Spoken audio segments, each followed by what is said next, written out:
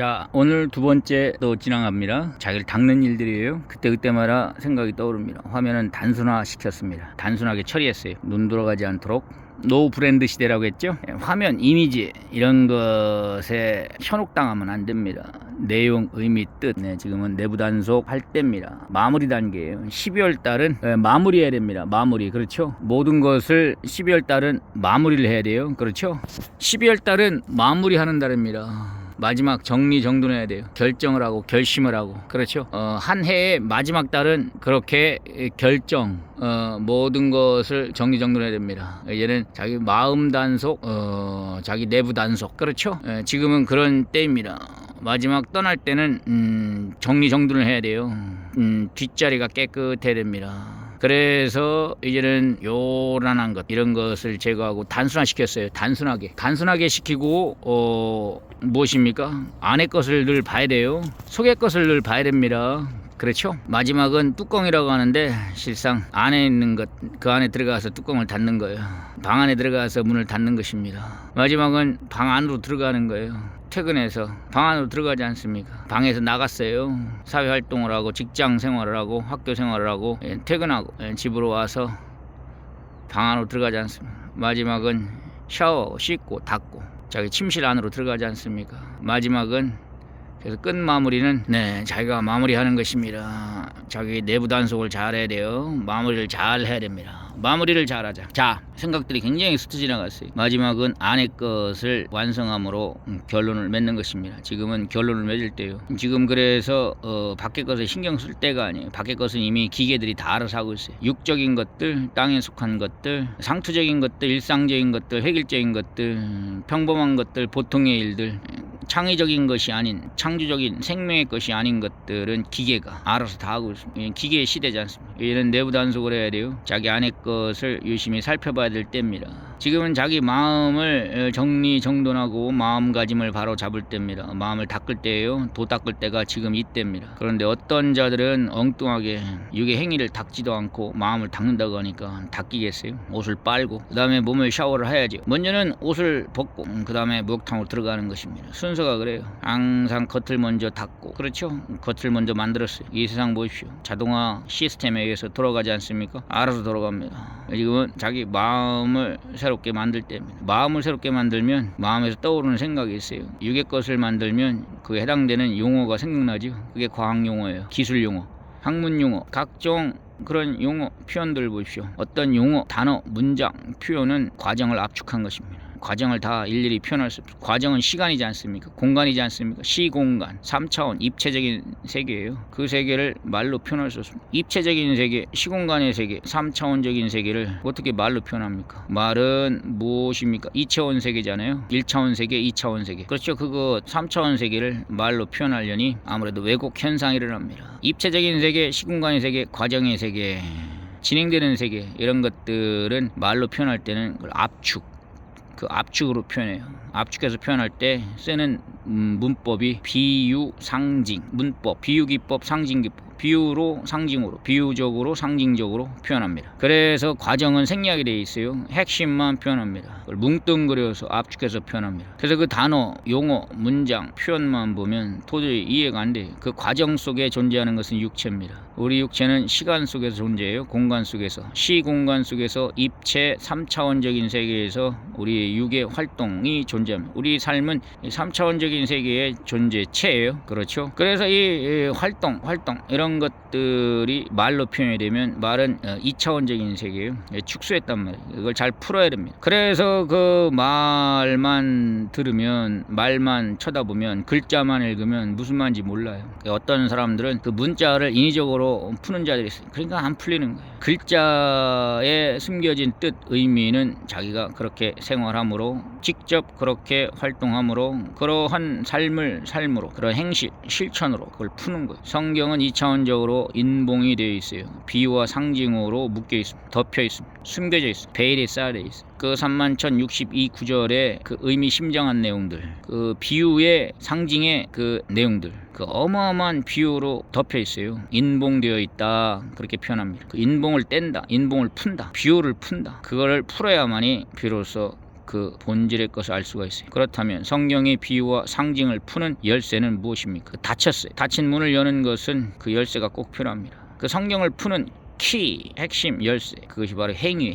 2차원적인 세계를 푸는 것은 3차원적인 것인데, 종이 위에 비유와 상징으로 문자로 표현된 것은 우리가 그렇게 삶으로, 그렇게 행위함으로 3차원적으로 푸는 것입니다. 2차원을 푸는 것은 3차원이에요. 3차원의 문제는 4차원으로 풀어서 답을 찾습니다. 1차원의 문제는 2차원으로 그 답을 찾습니다. 2차원의 문제는 3차원으로 그 답을 찾습니다. 3차원의 문제는 4차원으로 그 답을 찾습니다. 6의 문제는 혼에 있고요. 혼의 문제는 0에 있습니다. 우리가 세상 살면서 접하는 각종 문제들 있죠. 그 문제들의 답은 바로 마음에 있어요. 마음을 잘 보면 그 답이 있어요. 우리 마음의 문제, 마음의 갈등의 문제, 마음의 불화의 문제, 분쟁의 문제들, 각종 불협화음, 마음에서 일어나는 충돌, 마음에서 일어나는 대치, 대립, 마음에서 일어나는 대결, 전쟁, 마음에서 일어나는 각종 여러가지 분란, 분쟁, 싸움, 증오, 갈등, 이런 문제를 해결하기 위해서는 보다 깊은 영혼의 세계에 들어가 봐야 돼요. 영적인 세계에 들어가 봐야 그 문제가 해결됩니다. 1차원적인 세계의 문제는 2차원 세계로 차원을 높여야 문제의 답을 찾을 수 있습니다. 2차원 세계는 3차원, 4차원, 이와 같이 차원을 높임으로 거기에 해당되는 문제를 해결할 수가 있는 거예요. 성경에 기록된 인봉, 비유, 의미, 뜻, 이런 것들은 2차원적으로 문자로 기록되어 있어요. 이걸 해결하기 위해서는 한 단계 높은 3차원으로 올라가야 됩니다.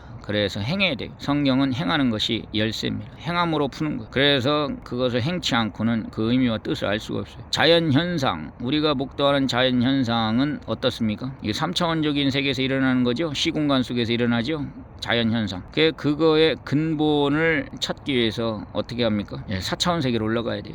3차원 세계에서 일어난 자연현상의 문제, 그거의 문제를 해결하기 위해서는 4차원 세계로 올라가야 돼요. 그래서 과학자들은 한 단계 높은 4차원적인 세계에서 영감을 받는 거예요. 뇌로 받지 않습니까? 그 4차원 세계는 뇌, 정신계, 우리의 세계, 영감을 받는 거예요. 영감은 4차원 세계에 속한 것입니다. 그래서 어떤 자연현상을 놓고 그것을, 그 근본을, 그 자연현상에 의문이 있잖아요. 저런 것은 왜 저렇게 발생하는가? 자연현상은 어찌하여 일어나는가? 의구심이 있지 않습니까? 호기심이 있지 않습니까? 관심이 생기죠. 저것은 어떻게 해서 저런 일이 벌어지지? 저 왜 저럴까? 이해를 하고 싶어. 인간은 끝도 없이 어떤 근본을 알기를 원해요. 본질을 알기를 원해요. 저 왜 저런 일이 벌어지지? 다는 아닌데요. 유별나게 그거에 대해서 그 본질적인 것을 파헤치는 그런 두뇌를 가진 자들이 있어요. 이들이 소위 말해서 천재들입니다. 이들은 우리가 평범하게 일상생활에서 접하는 모든 현상, 사건, 어떤 것을 놓고 그의 궁극적인 본질적인 근본적인 그 원인을 찾고자 하는 그러한 마음을 가지고 있어요. 궁금해요. 알고 싶어요. 저 왜 저렇게 저런 일이 벌어지는가? 깊이 파고 들어가는 그런 마음, 뇌, 성질, 그러한 속성을 뇌는 가지고 있습니다. 우리 뇌는 보다 더 한 차원 높은 세계, 보다 더 근본적인 세계를 찾고자 하는 그런 속성을 가지고 있어요. 짐승의 뇌는 그런 게 없어요. 인간의 뇌는 그렇습니다. 그래서 그런 뇌를 가지는 사람들이 오늘날 이런 물질 문명을 이와 같이 이렇게 만들어낸 것입니다. 그들로 인해서 대다수가 거기에 관여한 게 아니라 그런 천재적인 머리, 타고난 머리, 그러한 하늘에 속한 신령한 머리를 가진 자들이 하늘에 속한 영감을 받고 4차원에 접하여 그 세계에서 어떠한 힌트, 해결점, 그러한 마음의 감동을 받고 영감을 받고 그것을 가지고 그 3차원적인 세계에서 일어나는 자연현상의 근본적인 것을 밝혀낸 거예요. 그들은 4차원의 뇌를 가진 자들이에요. 하늘에서 오는 신령한 영감을 받은 거예요. 그 영감을 가지고 그 자연과학의 법칙을 알아낸 거예요. 도대체 우리가 누구나 일반적인 사람 쳐다보는 것은 하나의 물질이지 않습니까? 낙엽, 나무, 물, 새, 뭐 이런 것인데, 이런 존재물, 자연 만물, 이런 것을 보면서 그 속에 그 본질이 어떻게 되어 있을까? 그 원자, 전자, 핵, 이걸 어떻게 알아냈습니까? 이런 것을 발견한 사람들은 이 자연계, 자연 만물의 존재물, 이것은 3차원 시공간 속에 존재하는 것인데 이거의 근본, 본질을 알고자 하는 자들은 4차원 세계에서 영감을 받은 거예요. 이 자연과학사에서 그렇게 과학적 발견을 이룬 자들은 모두 4차원적인 세계에서 그 영감을 받은 것입니다. 그 영감을 받아가지고 그걸 힌트를 받아가지고 그것을 처음에는 가설을 제시하고 이론을 제시하고 그것을 검증하기 위해서 실험하고, 그래서 그걸 확정 지은 거예요.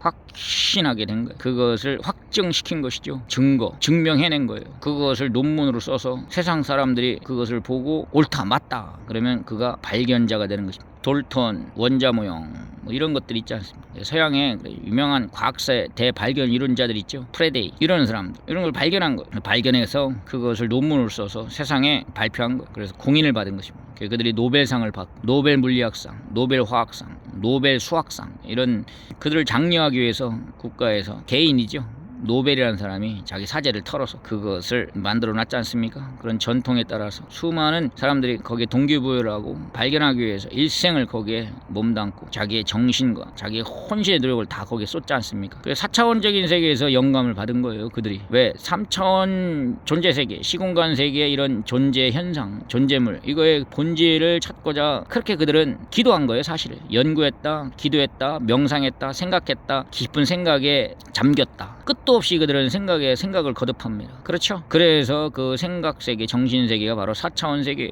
그 세계에서 신령한 영감, 힌트를 받아내서 그걸 가지고 그와 같이 숨겨진 비밀, 일반인들은 도저히, 범인들은 도저히 생각지도 못한 그 근본의 것을 알아낸 거예요. 맞죠? 자, 어디서 시작해서 이와 같이 흘러가고 있습니까? 이것을 이 줄거리, 이 스토리, 이 연결고리를 놓치면 안 돼요. 자, 이와 같이 우리가 이제는 그들이 그 비상한 자들, 영감을 받는 4차원적인 아주 천재적인 머리를 가진 자들이 4차원 세계에서 영감을 받아서 그것을 실험해서 검증해서 증명해냈습니다. 그리고 그것을 논문으로 2차원적으로 써냈죠. 예, 사람들에게 가르치기 위해서는 한 단계 낮춰서 가르쳐줘야 됩니다. 3차원 세계에 일어나고 있는 현상도 잘 몰라요. 그래서 그것을 도식화하고 그것을 공식화하고 그것을 그림으로 그리고 글자, 문자, 용어로 표현한 것입니다. 표현해서 왜? 그들에게 아직 차원이 낮은 그들을 가르쳐주기 위해서는 차원 한 단계 낮춰야 돼요. 4차원 세계에서 영감을 받은 자는 그걸 직접 내놓으면 그들은 못 알아듣습니다. 그래서 그것을 단계를 낮춰 3차원으로 행실로 보여주고 어떤 예시를 보여주고 그것도 잘 안 되니까 이제 한 단계 더 낮춰서 그림으로 도식을 그리고 글자로 해서 그렇게 보여주는 거예요. 그렇죠? 이렇게 하면서 어떻게 해요? 네, 이렇게 하면서 차원을 낮춰서 밝혀내는 것입니다. 그래서 어린 자들은 높은 차원으로 가르치면 잘 못 알아들어요. 그래서 차원을 낮춰서 가르쳐야 됩니다. 그림으로 가르쳐주고 처음에는 그림으로 2차원으로 가르치는 거예요. 종이 위에 그림을 그려서 가르쳐주지 않습니까? 글자로. 그렇죠? 그래서 그들을 가르쳐주는 거예요. 차원 높은 사람이 소위 천재인데 천재들은 이와 같이 처음에는 책을 통해서 가르쳐줍니다. 성경도 그런 식이에요. 저 신령한 영적인 세계, 정신 세계, 영의 깊은 세계, 그 세계 4차원 세계, 입체적인 3차원 세계를 초월한 소위 우리 육체로는 육체를 벗어난 그 신령한 세계, 그 세계에 대해서 어떻게 해요? 그 세계에 대해서 2차원으로 기록해놨다. 4차원을 2차원으로 기록해놓은 거예요. 그러다 보니까 거기에 동원된 것이 그 기법이 비유와 상징입니다. 높은 단계 3차원도 아니고 4차원 4차원 신령한 세계를 2차원 2단계로 낮춰서 2차원 종이 위에 글자로 적어놨어요. 2차원으로. 종이는 지면은 2차원이고 그 글자는 점이니까 1차원이지 않습니까? 1, 2차원으로 축소해서 표현했어요. 그것을 우리가 보고 있는 거, 우리가 차원이 낮으니까 1차원, 2차원이 속했으니까 그것을 읽으면서 보면서 점점 차원을 높여가는 거예요. 그런데 2차원의 세계는 그건 4차원을 1, 2차원으로 축소해서 단계를 낮춰서 표현하고 문자로 글자로 기록해놨기 때문에 그거를 쳐다보면 이해가 안 가요. 또 그렇죠. 점은 점으로 이해가 안 가는데 점은 점으로 이해가 가는데 선은 선으로 그냥 바로 이해가 되지 않습니까? 점 하나 뚝 찍어놓으면 금방 이해돼요. 선 종이만 보면 이게 종이구나 이해가 돼요. 그런데 거기에 4차원 세계가 글자로 표현되어 있는데 그렇죠. 글자로 표현되어 있어요. 그리고 그 글자의 의미, 뜻, 사연, 내용 이게 또 거기에 또 속해 들어가 있어요. 4차원까지 들어가 있어요. 4차원 세계 거기에 1, 2차원으로 들어가 있어요. 1차원, 2차원 그 위에 4차원 세계가 기록되어 있단 말이에요. 그러니까 이해가 안 가죠. 그래서 그걸 풀기 위해서는 한 차원 더 높여야 됩니다. 그게 3차원이에요. 입체 공간에서 그렇게 행동하는 거, 실천하는 거, 행함으로 푸는 거예요. 그렇게 해서 풀어야 돼요. 그냥 그걸 쳐다본다고 눈알만 굴린다고 절대 안 풀립니다. 안 풀려요. 1, 2차원의 낮은 차원의 세계를 그냥 책상에 앉아가지고 그걸 쳐다본다고 풀리겠습니까? 우리가 온몸을 가지고 행해야 돼요. 실천해야 됩니다. 행하면 이것이구나 이해가 된단 말이에요. 이해가 돼요. 그리고 역시 그게 3차원 세계에서 풀고 난 다음에 이제 4차원 세계에 3차원의 세계에서 행함으로 그 의미를 깨닫고 이제 3차원에서 한 단계 높여 4차원으로 올라가는 것입니다. 단계가 사다리 타고 올라가는 거예요. 차원을 높여서 올라가는 거예요. 그래야 비로소 정신적인 세계, 신령한 세계, 영적인 세계가 이해가 돼요. 그냥 이해가 안 됩니다. 어린아이들에게 어른들이 한 얘기를 심정을 이야기하고 속사정을 이야기하고 그걸 이야기하면 그들이 알아듣습니까? 절대 못 알아들어요. 심정의 세계, 그런 신령한 영적인 세계, 사연 깊은 세계, 이런 세계에는 도저히 못 알아들어요. 그 말은 알아듣지만 그 말에 의미하는 근본 내적인 것은 못 알아듣는단 말이에요. 그게 3차원 세계에서 겪어야 돼요. 직접 부딪히고 겪고 그렇게 함으로써 알게 되는 것입니다. 그렇죠? 그래서 아까도 순간 그 영감이 스쳐 지나간 거예요. 어떻게 영감이 스쳐 지나갔습니까? 네, 이렇게 영감이 스쳐 지나갔어요. 과학자들, 뇌과학자,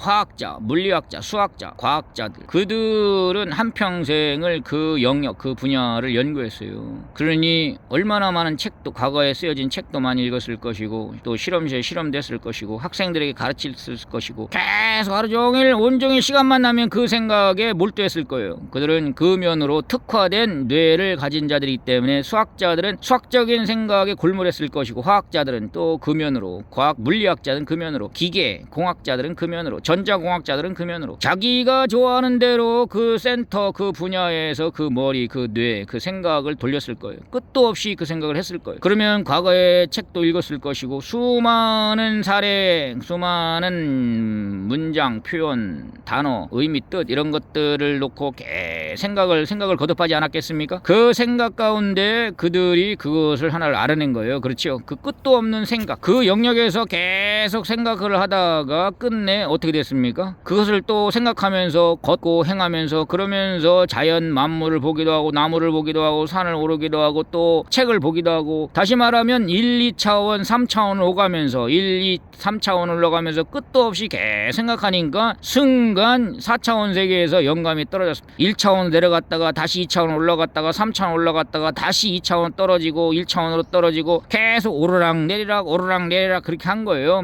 그래서 그 영역, 그 분야에서 끊임없이 과거의 어떤 그런 책들, 선조들이 남겨놓은 책도 읽어보고 그 내용을 곰곰이 또 생각하고, 그러면서 또 현실 가운데 할 일을 하고 부딪히고 가르치고 말을 하고 또 입을 다물고 생각하고 또 고민하고, 그러면서 골목고개 골똘히 생각한 거예요. 오랜 세월을 두고 그와 같이 책을 읽고 그림도 그려보고 오매불망 그야말로 그 문제를 풀기 위해서 이것이 무엇인가 그렇게 호기심을 가지고 집착하면서 그것을 포기하지 않고 물고 늘어진 것이죠. 정말로 끈질긴 사람들입니다. 과학자들, 집념이 강한 사람들이에요. 10년, 20년, 30년씩 물리학자, 화학자, 이러한 모든 생물학자, 지질학자, 우주과학자들, 이런 노벨상을 받은 이런 자들은 정말 진념이 강하고 지구력이 강하고 인내심이 강하고 하나에 완전히 집착하면서 거기에 몰두한 거예요. 몰입한 것이죠. 그러다 보니까 1, 2차원, 1, 2, 3차원을 왔다 갔다 한 거예요. 1차원으로 내려갔다가 다시 3차원 올라갔다가 또 2차원으로 또 내려갔다가 다시 올라갔다가, 이와 같이 1, 2, 3차원 세계를 반복하는 가운데 어느 날 4차원 세계에서 영감이 스쳐 지나간 것입니다. 그것을 받아서 표현한 거예요. 아인슈타인이나 이런 사람이 그런 사람들입니다. 우리가 아는 이런 사람들을 바로 4차원 세계에서 그 정신세계 영감 하나를 받은 거예요. 그 차관, 그런 차관이라고 하죠. 그런 영감, 차관, 힌트, 그것을 딱 표현한 거예요. 그걸 공식으로 표현한 거예요. 그러니까 우리가 그 공식을 보면 이해하겠습니까? 그 4차원 세계에서 받은 것인데 도저히 이해가 안 됩니다. 우리는 차원이 1, 2, 3차원에 속한 존재이기 때문에 이해가 안 되는 거예요. 그래서 그 과정이 생략된 거예요. 그가 끝도 없이 그와 같이 계속 그것을 놓고 얼마나 고민했겠습니까? 얼마나 고뇌를 하고 얼마나 생각을 하고 얼마나 그것을 알아내기 위해서, 그렇죠, 몰두했겠습니까? 그런 삶의 과정이 있어요. 10년씩, 20년씩, 30년씩 그러다가 하나의 영감을 받은 거예요. 그럼 엄청난 세월 속에서 그 영감 하나가 떨어진 거예요. 단순한 게 아니에요. 우리가 지금 보고 있는 수학 공식, 화학 공식, 물리 공식, 어떠한 세포의 세계, 어떤 인체에 관한 세계, 어떤 현상에 관한 세계, 전자, 어떤 전기, 어떤 이런 인공지능도 마찬가지고 반도체 세계, 모든 첨단의 세계가 그와 같이 그것에 집착하고 몰두하고 그것을 알아내기 위해서 고민하고 끝도 없이 생각에 생각을 거듭한 그 사람에게 신령한 영적인 세계, 4차원 세계에서 영감이 떨어져서 그가 그것을 받아서 기록한 거예요. 그래서 그가 그로 인해서 이 세상이 열린 것입니다. 각 분야가 다 그래요. 알겠죠? 자 이것은 그러면 세상의 육적인 과학자들, 육에 속한 자들, 그래서 그들로 인해서 육적 물질 문명 세계가 이와 같이 비약적으로 어마어마하게 이와 같이 발달을 이루게 된 것입니다. 그래서 그 혜택을 우리가 지금 이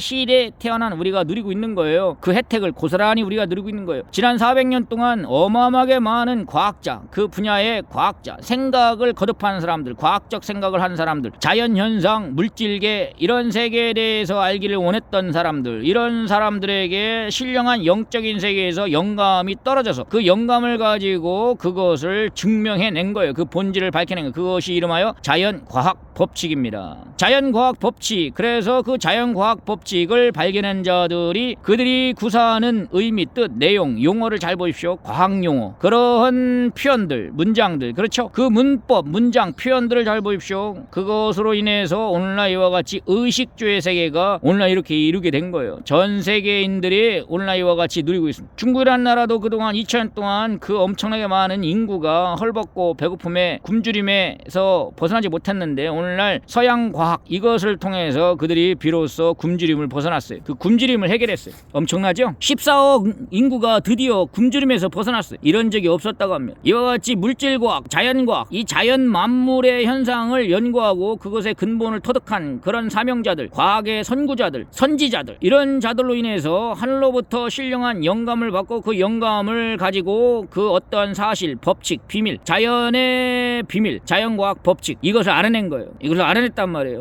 지구를 연구해서 지구를 이루고 있는 자연현상, 전기현상, 세포현상, 각종 물질현상, 화학현상, 물리현상 이런 것들을 밝혀내서 그것을 세상에 공개한 것입니다. 그들이 찾아낸 거예요. 그래서 그들을 기리는 거예요. 그들을 역사에 기록하고 이 사람이 이것을 발견했다. 최초 발견자. 그렇죠? 그러면서 그 발견한 그것을 가지고 이제는 개발하는 자들, 경제 영역에 경제계에 속한 이들이 그것을 가지고 또 발명을 한 거예요. 그 원리를 이용해서 어떤 물건을 만들고 어떤 제품을 만들고 상품을 만들고 어떤 기구, 도구, 장치, 각종 기계 이런 거를 또 제작을 한 거예요. 발명을 한 거예요. 그렇죠? 원리를 발견한 자가 있고 원리를 발견해서 자연현상 원리를 발견해서 그 원리를 이용해서 이제는 어떠한 유용한 기계장치 우리 생활에 필요한 것들을 발명한 거예요. 그래서 발명품이 나온 거예요. 발견자, 발명자, 발견과 발명으로 인해서 오늘날 의식주 세계가 이렇게 이루어진 거예요. 이런 일들에 특화된 사람들, 이런 일들을 전문적으로 이런 것을 잘하는 사람들이 있어요. 이런 일들에 타고난 사람들이 있어요. 그들이 동양인들이 아니고 서양인들입니다. 서양인들, 유럽, 저 서양 유럽인들이 아주 이쪽 면에서 발달했어요. 두각을 나타냅니다. 아주 도드라지게 이들이 그 세계에 대해서 아주 타고난 예민한 감각을 가지고 발견과 발명, 이 자연계의 발견과 발명 이것을 주도적으로 이루었어요. 서양인들이 그것을 했어요. 그들은 그런 전통이 있어요. 로마 그리스 시대부터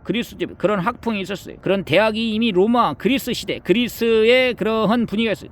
토론을 하면서 자연현상, 물질현상 이런 것들을 놓고 굉장히 관심을 갖고 깊이 파고들고 분석하고 이런 것들의 전통이 있었어요. 그래서 르네상스와 함께 바로 유럽에 있는 사람들, 서양인들이 자기들의 옛 고전, 고풍을 확립하자. 그때로 돌아가자. 옛날 로마 시대로 돌아가자. 그리스, 로마, 문의 부흥을 일으켰던 거예요. 그렇죠? 그래서 거기서 과학 문명, 과학사, 과학혁명이 일어났던 거예요. 문의 부흥이라고 들어보셨죠? 르네상스. 그러면서 옛 고대 로마와 그리고 그리스 그 시대로 복귀하자. 그 시대를 본받자. 그 시대를 배우자. 그래서 그 시대의 풍토, 사상적 풍토, 그 시대 토론, 분석, 자연과학 분석. 르네상스가 오기 전까지는 중세시대에서 소위 종교 암흑시대였습니다. 다 깜깜하게 다 덮어놨어요. 어두운 시대였어요. 암흑시대. 그 시대가 끝나자 이제는 활발하게 바로 르네상스, 문의 부흥 이와 같이 속출하는 과학혁명, 기적의 세기가 열리기 시작했습니다. 바로 그것이 이 오늘날 현대 물질 문명의 효시였어요. 시작이었어요. 그 기간이 400년이 지났습니다. 그렇죠? 그래서 오늘날 이와 같이 우리가 그런 용어, 단어, 표현, 문장, 책들을 접하게 되었습니다.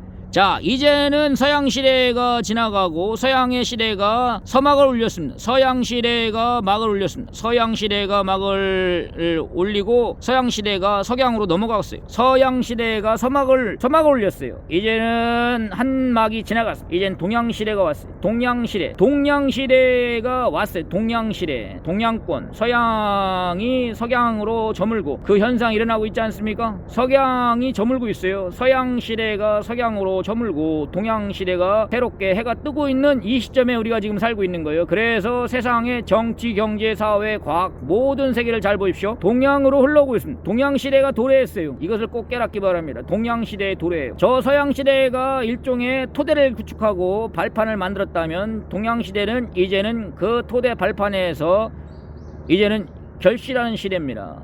동서양. 먼저는 서양에서 물질 문명이 시작됐어요. 이젠 동양에서 정신 문명으로 결실을 이뤄야 됩니다. 그래서 동양인들은 유별나게 정신적인 세계, 마음의 세계에 대해서 유별나게 이미 관심이 많았어요. 서양인들이 물질 세계, 이런 자연 만물, 자연 현상에 대해서 유별나게 관심이 많고 그것을 탐구하고 분석하고 그것을 토론하고 그것에 관심을 갖고 각종 책을 쓰고 연구하고 그쪽의 계통의 사람들이 속출했을 때 동양인들은 유별나게 마음 세계, 정신 세계 이런 데 특화되어 있었습니다. 그래서 불교, 유교 이러한 소위 인간 탐구, 인간의 마음을 분석하고 마음을 정신세계를 탐구하는 이쪽으로 발달됐어요. 왜 불교, 유교가 저쪽 서양으로 넘어가지 않고 왜 동양 쪽에 파닥에 번졌을까요? 그리고 왜 동양에서 불교, 유교, 힌두교 이런 것들이 생겨났을까요? 왜 이런 종교가 생겨났을까요? 저 서양 종교라고 한다면 유태교, 기독교, 이 기독교와 유태교, 유태교, 기독교 이것은 서양, 지중해, 저 유럽 쪽을 휩쓸었어요. 그쪽의 정신세계를 주도했습니다. 그 세계의 정신세계를 이루었습니다. 그쪽은 기독교 계통이에요. 동양권은 불교와 유교. 불교와 유교는 주로 사람의 마음, 정신세계, 사람에 관한 것이 유별나요. 인간을 파악하고 사람의 정신세계를 파악하고 그렇죠. 기독교는 어떤 식입니까? 기독교는 주로 물질, 자연, 만물, 신적인 존재, 어떠한 인간 자신의 마음, 정신세계가 아니라 또 다른 존재, 신의 존재, 어떠한 그런 신적인 존재, 신본주의 입장이었어요. 그리고 인간의 육체가 아니라 이런 지구, 자연, 만물 이런 근본, 주체를 파악하는 그런 쪽으로 생각이 많이 발달했죠. 그쪽 그런 풍토에서 기독교가 발생했어요. 동양은 자연 현상이나 어떠한 신의 존재 이런 것보다도 무엇입니까? 네, 인간 자신, 나는 누구냐, 내 마음은 무엇이냐. 그래서 사람의 마음과 정신세계에 대해서 유별나게 관심이 많았어요. 동양 쪽은 마음과 생각, 정신, 그래서 그런 풍토, 그런 기질 속에서 유교와 불교 이런 것들이 자생하게 됐어요. 자, 이제는 결론적으로 자, 이와 같이 기독교는 저쪽 서양에서 발생이 됐죠. 그들의 후예들이 결국은 자연과학을 일으켰어요. 물질과학을 일으켰어요. 그런 풍토, 그런 기질, 그런 성격, 그래서 그들이 결국 자연과학, 물질과학, 이 지구과학, 이 우주세계, 이 물질세계, 육적인 세계를 밝혀냈습니다. 그렇죠. 그리고 이제는 이어서 동양 쪽에서, 먼저는 육이지 않습니다. 동양인들, 이 동양 이쪽에서는 어떤 불교, 유교 영향으로 마음과 생각, 정신세계 이런 것들에 대해서 상당히 예민하죠. 그거에 관심을 갖죠. 그래서 마음이 무엇이냐, 왜 마음이 이런가, 그래서 마음, 정신세계에 대해 상당히 관심이 많아요. 이쪽에 도가 텄어요. 이쪽에 아주 특화되어 있고 유능하고 그쪽으로 생각이 발달되어 있습니다. 그래서 어떻습니까? 깨달아 보아라. 그래서 이 시대가 이와 같이 흘러가고 있어요. 그런데 동양 하면은 중국, 일본, 한국이 있죠. 극동아시아, 한국이라는 나라를 잘 생각해 보십시오. 한국이라는 나라는 불교와 유교가 거의 2000년 동안 들어와서 정신세계를 만들었습니다. 한국 사람의 심성이 그래요. 정신계가 그렇습니다. 거기에다가 저 서양에서 비롯된 기독교가 들어왔어요. 유별나게. 중국, 일본이 먼저 기독교를 받아들였지만 한국이라는 나라가 뒤늦게 받아들였는데 그 뿌리를 내린 나라는 대한민국입니다. 대한민국이 지금 어떤 일이 벌어지고 있습니까? 대한민국의 문화 현상이 전 세계에 폭발적으로 어필이 되고 있어요. 저 미국도, 유럽도, 콧대가 높은 저 유럽 서양인들도, 심지어 우리하고 상관이 없을 것 같은 아프리카, 저 아시아권, 동양권, 온 세상 천지가 한국 문화, 한국의 정신적인 세계, 문화는 그 민족의 정신세계가 아니겠습니까? 그 문화, 그 정신세계를 받아들이고 있어요. 중국은 그렇지 않아요. 중국 문화 또는 일본 문화 그렇지 않아요. 한국 문화, 한국의 그러한 우아하다고 합니다. 한국의 우아한 문화, 한국 언어, 한글 이런 각종 이런 것들을 서양인들, 우리가 이상하게 생각할 정도로 소위 그들이 그것을 받아들이고 있습니다. 왜 이런 일이 벌어졌을까요? 네, 바로 한국이라는 나라는 호주머니 같은 나라입니다. 그러니까 사람 마음의 세계에 대해서 마음을 닦았어요. 장장 2000년 동안 한국이라는 나라는 그야말로 2000년 동안 불교와 유교로서 정신 수양을 하게 된 거예요. 마음을 닦았어요. 닦았어요. 마음을 닦았어요. 그 마음을 닦았는데 그 마음이 고스란히 그 말 언어에 나타나 있습니다. 그 말을 닦고 거기다가 영적인 신령한 기독교의 성경의 그 정신세계가 싹 들어온 거예요. 그래 불이 붙은 거예요. 그래서 한국 사람은 눈치가 굉장히 빨라요. 눈치가 빠르다, 이치에 박다, 재치가 있다. 한국의 말이 그렇다는 거예요. 한국 사람들은 그쪽 면으로 아주 발달되어 있습니다. 한국은 그렇게 발달되어 있다. 너 자신을 알라. 지금은 동양 시대예요. 시대가 이렇게 바뀌었어요. 서양 시대는 석양으로 지고 있어요. 동양 시대가 서로 떠올랐어요. 그렇다고 해서 서양이 잘못되고 동양이 잘되고 이런 것이 아니라 시대가 그렇단 말이에요. 시대가 그러다. 봄이 가고 여름이 가고 가을이 가고 겨울이 왔어요. 때가 그러하다. 지금 시대가 그렇게 흘러가고 있어요. 이것을 생각을 해야 됩니다. 그래서 생각을 하게 된 거예요. 아, 그렇구나. 그 사람들은 그렇죠. 우리가 저 서양에서 물질과학을 받아들이기 때문에 물질과학자들을 상당히 높이 칩니다. 한국 사람들은 어떤 장점이 있느냐? 누가 무엇을 잘하면 그것을 거부하지 않고 그것을 겸손하게 잘 받아들여요. 과거에는 중국 문화, 중국의 유교 문화를 정말로 잘 받아들였어요. 저 송나라나 저 명나라 것을 아주 섬기면서 그걸 우러러보며 잘 받아들였어요. 사대주의 그런 개념이 아닙니다. 그러다가 미국의 기독교 문명도 아주 잘 받아들였어요. 한국 사람들은 보다 정신적으로 수준이 높고 차원이 높으면 그것을 거부하거나 그것을 깔보거나 그러지 않고 잘 받아들여요. 같은 동양권인데도 중국 사람은 그렇지가 않아요. 중국 사람들은 소위 중화 사상이 있어서 누가 잘나면 그것을 가지고 받아들이는 게 아니고 머리를 숙이는 게 아니고 아주 교만하고 그저 자기가 잘났다고 하는 이런 주의입니다. 그래서 문제가 있어요. 이게 중국 사람들 다 싫어요. 그들은 모든 것을 자기화 시켜버립니다. 아, 정신세계가 그래요. 교만합니다. 순수하게 받아들이지를 못해요. 왜 그럴까요? 왜 못 받아들일까요? 그들은 자기 고집, 자기 아집, 자기의 생각, 자기 중심, 자기 문화, 최고주의에 사잡혔어. 그게 아니란 말이에요. 다 때를 따라 개성적으로 그 지역마다 다 특산물이 있지 않습니까? 그런 것처럼 잘 받아들여야 되는데 잘 안 받아들여요. 잘 안 받아들인단 말이에요. 한국이란 나라는 잘 받아들여요. 그래서 호주머니 같은 나라가 되었고 여기서 융화가 일어난 것입니다. 융합이 일어난 거예요. 여기서 그 한국 이런 비빔밥이나 이런 거 좋아하지 않습니다. 잘 섞어요. 한국 사람들은 뭘 이렇게 잘 섞어요. 여기저기에서 한국이란 나라는 어떠한 과학사의 발견, 이런 물질세계 발견 이런 데는 약해요. 그래서 노벨상을 받은 사람이 없는 거예요. 왜? 특별하게 그쪽으로 발달되어 있기 때문에 그쪽은 약간 부족합니다. 그렇죠? 어떤 사람이 지적인 활동이 발달되어 있으면 운동신경이 좀 덜 발달되어 있지 않습니까? 그렇죠? 그런 격입니다. 그래서 한국 사람은 아주 영적이고 신령하고 신명나는 민족이고 한국 사람은 그쪽으로 아주 유별나요. 그래서 눈치가 빠르고 민감하고 예리하고 그리고 아주 그런 쪽으로 정신의 깊은 세계, 신령한 세계에 발달되어 있기 때문에 잘 받아들여요. 잘 받아들이기 때문에 어떻습니까? 과거에는 송나라나 명나라 이런 나라들을 떠받들었어요. 지금은 미국을 떠받들지 않습니까? 그래서 미국 하면은 그들은 과학이지 않습니까? 물질과학. 그래서 과학자들을 상당히 높이 치죠. 과학. 그런데 우리 본분을 잘 알아야 돼요. 한국 사람들 역사적으로 그렇게 만들어졌어요. 어떻게 만들어졌어요? 네, 신령하게 만들어졌어요. 한국 사람은 상당히 신령합니다. 눈치가 빨라요. 상당히 분위기에 아주 예리합니다. 분위기에 아주 날렵합니다. 그래서 이런 특징을 가지고 지금 이 시대는 이제 어떤 시대입니까? 물질과학의 시대도 지나가고 정신적인 세계에 이제는 눈을 떠야 됩니다. 앞으로 시대는 정신. 그래서 우리가 마음을 닦아라,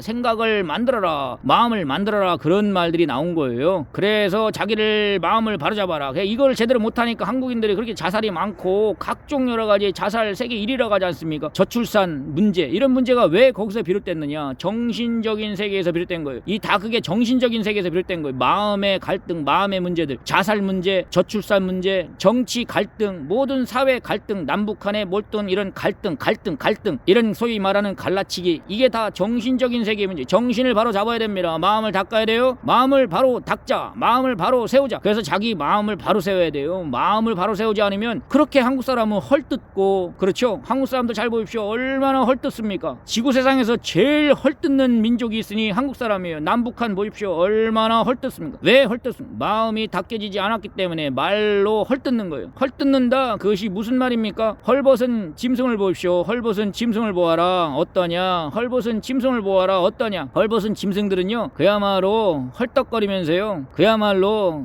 그와 같이 그냥 여기저기 쓰레기통을 뒤적거리고 있지 않습니까? 짐승들. 그렇죠. 멧돼지, 산돼지 보십시오. 배고프니까 헐떡거리면서 그냥 빠대고 다니지 않습니까? 이와 같이 오늘 한국인도 영적으로 정신적으로 헐벗었어요. 배가 고프다 고프단 말이죠. 정신적으로 배가 고파요. 영적으로 배가 고파요. 그래서 헐떡이듯이 산돼지 멧돼지가 온 동네를 쑤시고 다니듯이 대한민국의 영적으로 정신적으로 헐벗은 자들이 저렇게 하는 일들이 일어나고 있으니 헐뜯는 일이에요. 특히 정치 세계가 그리하고 있습니다. 그래서 그들은 육적으로 보면 상당히 부유하고 그들은 육적으로 보면 상당히 부한 것 같지만 영적으로 보면 헐벗은 자들이에요. 아주 불쌍한 자들입니다.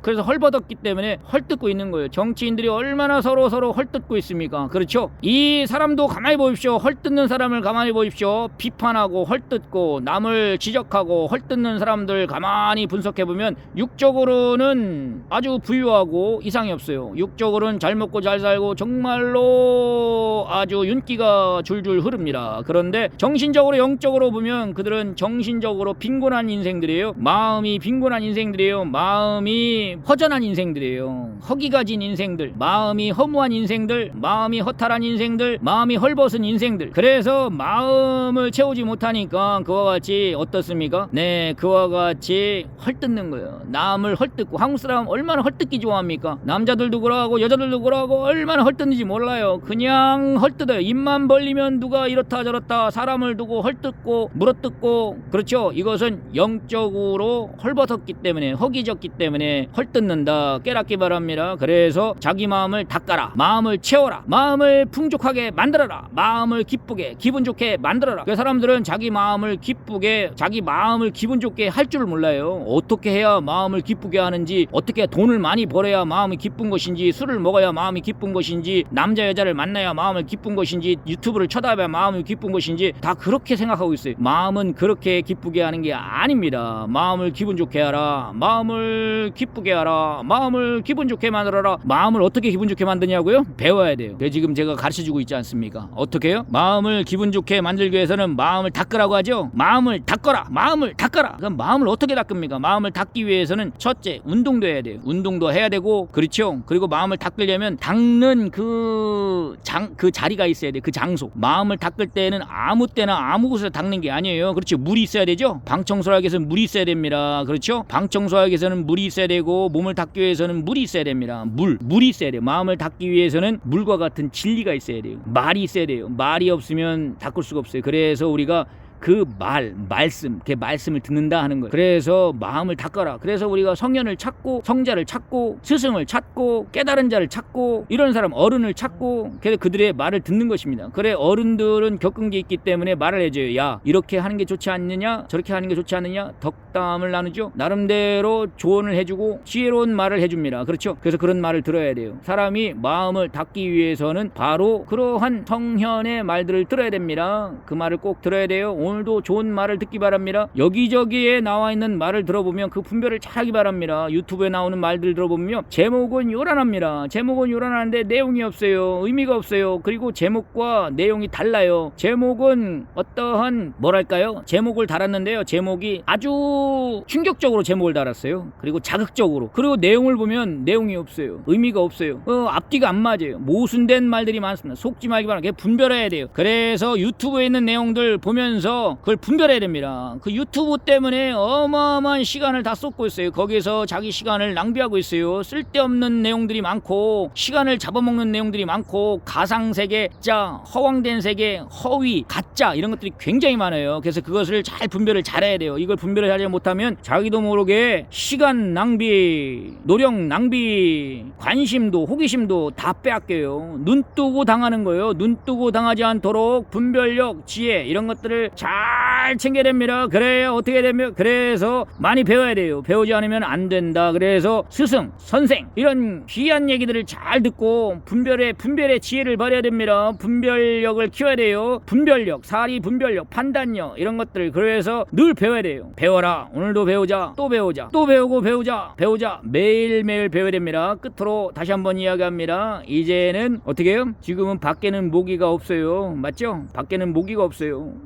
없어요. 계절 심판으로 다 얼어 죽어버렸어요. 추운 겨울에 밖에는 모기가 없어요. 그런데 방 안에는 모기가 있다고 그랬죠. 방 안은 따뜻하니까 모기가 있어요. 방 안의 모기는 자기가 잡아야 됩니다. 이 모기가 추우니까 방 안으로 들어왔어요. 방 안에 있는 모기는 자기가 잡아야 된다. 그와 같이 어떻게 해요? 자기 안에 있는 모기가 있어요. 자기를 괴롭히는 모기. 그 모기가 잠을 못 자게 만듭니다. 그 모기를 잡아야 돼요. 각종 근심, 걱정, 염려, 각종 그런 모든 자기 안에 있는 마음에 있는 모기를 잡아라. 자기 마음에 있는 모기를 잡아라. 각종 시기, 질투, 헐뜯는 일, 분쟁, 불화, 각종 욕심, 탐욕, 그렇죠? 이런 모기들을 잡아라. 자기 마음을 바로잡아라. 자기 마음을 바로잡아라. 왜 너는 늘 그렇게 불안에 떠느냐, 걱정하느냐, 왜 할 일을 하지 않고 왜 네가 너를 자책하고 질책하느냐, 너를 누가 나무라느냐, 왜 자신이 없느냐, 왜 낙심하느냐, 왜 그렇게 불안에 떠느냐. 유튜브나 세상 방송 사람들이 하는 말을 들어보시오. 끝도 없이 불평 불만하게 만들고 시기 질투하게 만들고 각종 각색으로 뭡니까? 근심 걱정 염려 불안하게 만들지 않습니까? 그렇죠? 자연을 보십시오. 자연은 그런 게 없어요. 전혀 그런 게 없어. 너희가 자연에 속하라. 근본으로 돌아가라. 본래대로 돌아가라. 너의 어렸을 때를 생각해봐라. 언제부턴가 너는 왜 그렇게 불평 불만이 많고 그렇게 시기 질투가 많고 그렇게 좌절 자포자기하고 원망 저주 왜 그러느냐? 이 사회의 교육이 너무나 잘못됐어요. 알겠죠? 이것을 깨닫기 바랍니다. 오늘날 현실의 사회는 온통 가르치는데 이런 마음과 생각, 정신세계는 제대로 못 가르쳐요. 학문이나 과학기술이나 이런 세계는 제대로 가르쳤어요. 왜? 그것은 서양으로부터 받아들였기 때문에. 그러나 자체적으로 나온 이런 마음의 세계, 정신세계 이런 세계를 가르치는 걸 들어보면 앞뒤가 안 맞아요. 특히 말을 주도적으로 하는 사람들, 소위 언론인들, 기자들, 그리고 정치인들, 그들이 주도적으로 방송에 나와서 자기들이 마이크를 잡고 무대 위에서 말을 하니까 그 말을 들으니까 젊은 사람들이 전부 다 그 말을 듣고 정신세계 오염이 돼서 마음이 다 병들어 버렸어요. 오늘날 젊은이들이 현실이 다 마음이 병들어 버렸어요. 깨닫기 바랍니다. 마음이 병들었어요. 오늘날 현실의 세상 사람들이 마음이 병들었어요. 왜? 바로 말을 제대로 만들지 못한 자, 자기 마음을 제대로 만들지 못한 자, 말을 할 줄 모르는 자. 마음은 그렇게 말하는 게 아니에요. 마음의 세계는 그렇게 말하는 게 아니에요. 물질과학과 마음의 정신세계는 같은데 달라요. 같은데 다르다. 이것을 생각을 해야 돼요. 같은데 다르다. 과 정신은 같은데 다르다. 몸과 마음은 같은데 다르다. 몸과 마음은 같은데 달라요. 이걸 꼭 생각하기 바랍니다. 우리의 몸은 물질과학, 과학기술로 접근하는 게 맞아요. 그렇죠? 그런데 우리 마음은 그렇게 접근하면 안 돼요. 마음이라는 것은 그렇게 접근하면 안 된다. 알겠죠? 마음이라는 것은 다른 영역이에요. 마치 육지가 있고 바다가 있어요. 육지와 바다는 접해 있는데 속성이 다르고 성질이 다릅니다. 우리의 마음도 그러하고 우리의 육도 그래요. 그런데 사람들은 뇌과학 하면 뇌과학을 물질 과학 입장으로만 뇌를 생각해요. 뇌라는 것은 상당히 무엇입니까? 우리가 뇌에 대해 잘 생각을 해야 돼요. 사람들이 일반적으로 생각하는 것은 뇌에 대해 생각을 합니다. 뇌, 생물학적인 뇌, 인지과학적인 뇌 또는 알고리즘의 뇌. 그래서 뇌과학자라고 이야기하는데 뇌는요 신비한 영적인 것이 있어요. 우리 뇌는 1.5kg 두부와 같다고 하는데 이 뇌는 신비해요. 뇌가 얼마나 신비합니까? 뇌가 어마어마하게 신비해요. 뇌에서 꿈도 일어나고 뇌에서 영감, 예감, 직감, 뇌에서 각종 과학적으로 설명할 수 없는 것들을 받는단 말이에요. 뇌가 어떤 힌트, 영감을 받는단 말이에요. 아까 서두에 말씀드렸죠. 뇌는 4차원과 접해 있어요. 인간의 뇌는 4차원과 접해 있어요. 과학의 한계는 3차원 세계까지입니다. 그런데 이 뇌는 4차원 영역, 신적 영역, 초월적인 영역, 이러한 신적 영역에서 영감을 받는 뇌인데 그 영감을 다 죽여버렸어요. 그리고 물질적인 3차원적인 이런 쪽으로만 접근하다 보니까 본래 사람에게는 예감, 예지력, 직감 이런 것들이 있는데 이런 것들을 오늘날 물질과학 이런 과학으로 한국 사람들의 심성을 다 짓밟아 버렸습니다. 물질과학을 전면적으로 부정하는 것이 아니라요. 그 물질과학이 필요한데 이제는 만료가 됐어요. 그 유효기간이 끝났습니다. 이제 지난 거예요. 더 이상 그대로 하면 안 됩니다. 그런 식으로 가르치면 안 돼요. 그래서 그거 더 이상 가르치지 말라고 인공지능이 나와서 오늘날 대학교도 이제는 부정행위를 한다, 컨닝을 했다 이러면서 야단 법석을 떨고 있지 않습니까? 시대가 뒤바뀌었어요. 이제는 소위 교수, 소위 세상의 박사 그들이 하는 방식으로 가르치었다가는 이제는 그들 망신을 당하게 되어 있습니다. 이제는 그게 안 통해요. 왜? 인공지능이 더 뛰어나요. 인공지능이 일순간에 더 기계 사고가 더 일순간에 교수들, 소위 박사들 그들이 가르치는 방식을 일순간 뛰어넘어서 해버리니까 오늘날 젊은이들은 이제는 교수들 권위를 인정하지 않습니다. 왜? 인공지능이 더 제대로 온전히 하니까. 이제는 그렇게 가르쳐서는 안 돼요. 돼요. 그들도 이제는 한물이 갔어요. 그런 식의 가르침의 시대는 지났습니다. 이젠 그런 식으로 가르치는 시대가 아니에요. 대학 교수, 학문 교수 그런 식으로 가르치면 안 됩니다. 자기 마음을 바로 세우고 자기 정신을 바로 세우고 무엇을 제대로 온전히 알고 물질 세계와 정신 세계를 정확하게 제대로 알고 소위 말하는 융합적인 사고라고 하는데요. 그렇게 이야기가 돼요. 누가 그렇게 얘기가 돼요? 메타 사고, 융합적인 사고. 좋습니다. 육과 영을 일체시키는 사고, 이런 사고, 이런 영적인 사고를 가진 사람이 결국 가르쳐야 제대로 온전히 한국 사람을 살릴 수 있어요. 그렇지 않고 대학 교수나 소위 간판 학벌주의 그런 물질과학에 속한 식으로 학생들을 가르치면 학생들은 제대로 성장하지 않습니다. 정적으로 가르쳐야 돼요. 정신적으로 가르쳐야 돼요. 제대로 가르쳐야 됩니다. 오늘날 제대로 가르치지 못한 자들로 인해서 오늘날 한국 사회가 이렇게 이 좋은 나라가 이렇게 우울한 나라가 돼버렸어요. 안타깝습니다. 제대로 온전히 가르쳐야 됩니다. 젊은이들을 제대로 신령하게 영적으로 지혜롭게 가르쳐야 돼요. 마음의 세계에 대해서 정확하게 가르쳐야 돼요. 알지도 못하면서 제대로 가르치니까 어떻습니까? 주제넘게 가르치니까 어떻습니까? 그와 같이 결국은 일 저질렀어요. 제대로 모르는 비전문가가 첨단의 뇌를 손을 대면 큰일 납니다. 알겠어요? 자기 주제 파악을 잘 하기 바랍니다. 자기의 주제 파악을 잘하고 제대로 자기 영역에서만 지내야 돼요. 그래서 오늘날 사람들이 특히 한국인들 뭘 좀 안다고 하는데 가만히 들어보면 아는 게 아니에요. 아는 게 아니고 월권 행위를 하고 있습니다. 종교인들이 그러하고 과학자들이 그러하고 교수들이 그러하고 정치인들이 그러하고 자기 분야, 자기 위치, 자기 자리에서 자기 주제 파악을 알고 나머지 것들은 겸손하게 배워야 돼요.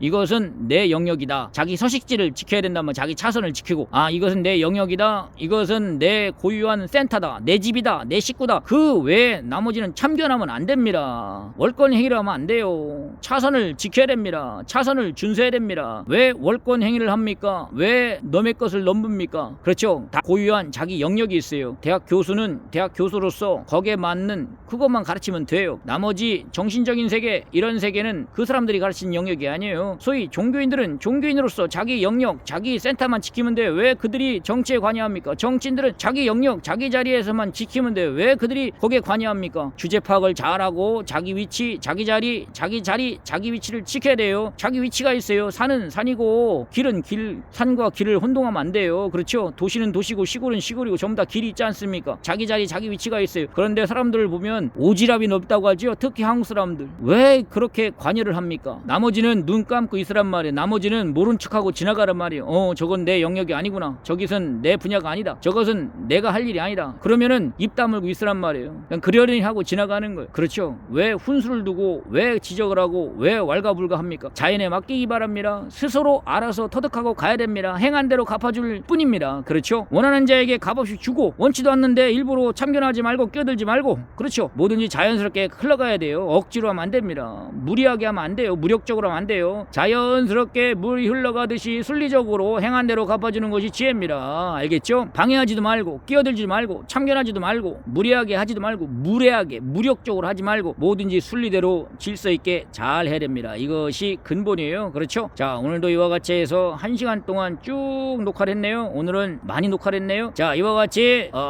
자기가 자기에게 선생이래요. 자기를 잘 가르치기 바랍니다. 늘 자기가 자기를 가르쳐야 돼요. 누가 누구를 가르칩니까? 자기가 자기를 가르치는 거예요. 자기가 자기에게 말로 가르치고 자기가 자기에게 꾸짖고 가르치고 자기가 자기에게 호통치고 자기가 자기에게 나무라고 그러는 거예요. 다른 사람에게 그럴 것이 없어요. 혹시 다른 사람이 부탁을 하고 도와달라면 당연히 도와주죠. 그러나 지금은 이제는 참견할 때가 아니에요. 끼어들 때가 아니에요. 자기가 자기를 가르치는 때문에. 그래서 자기가 자기의 선생에 대해서 가르치는 때 자기가 자기를 잘 가르치면 유능한 자가 될 것이고 자기가 자기를 무능하게 가르치면 무능한 자가 될 것입니다. 다 행한 대로 받는 시대. 이 시대에 우리가 살고 있습니다. 그렇죠? 관여하지도 말고 끼어들지 말고 참견하지도 말자. 그렇죠? 자기 주제 파악을 잘하자. 자기가 자기를 잘 가르치자. 자기를 바로 세우자. 자기 앞가림을 잘하자. 이런 말들입니다. 자기가 자기를 잘 앞가림을 잘해야 돼요. 앞가림을 잘해요. 알겠죠? 자기 앞가림도 제대로 못하면서 누가 누구를 코치한다고 하는 것입니까? 자기 모순, 자기의 부족한 것, 자기의 여러 가지 것들을 제대로 온전히 알고 그걸 채우는데 열심을 내야 됩니다. 자기 마음 단속을 잘해야 돼요. 자기 마음이 허전하고 허탈하고 자기 마음이 부족하고 자기 마음이 뭔가 모르게 아쉬운데 누가 누구에게 뭘 이야기합니까? 그렇죠? 유튜브에 나와 있는 사람들 조심하시기 바랍니다. 모두 그 사람들 화면으로 여러 가지 이 말 저 말 내놓고 있는데요. 정말로 조심하기 바랍니다. 역시 우리는 눈을 감고 자기 마음에 떠오르는 영감을 가지고 배워야 돼요. 자기 마음속에 떠오르는 영감을 가지고 배우기 바랍니다. 자기의 경험을 가지고 배우고 자기 마음속에 떠오르는 생각, 그렇죠? 그리고 자기가 아쉬우면 아쉬운 대로 또 찾아보면 돼요. 책을 찾아보면 되고 유튜브를 찾아보면 되고. 그러나 아무 생각 없이 자기 기준도 없이 그냥 쳐다보면 어떤 일이 벌어집니까? 그러면 잡다예요. 자기 기준이 있어야 돼요. 어떤 걸 배울 때는 자기 기준이 있어야 됩니다. 자기 철학이 있어야 되고 자기 논점이 있어야 되고 자기 일반적으로 어느 정도 아는 것이 있어야 돼요. 아는 것이 없고 아무 생각 없이 그냥 받아들이면 어떤 일이 벌어집니까? 쉽게 말하면 자기가 활동하는 것이 있어야 돼요. 운동하는 것이 있어야 됩니다. 자기가 움직이는 것이 있어야 돼요.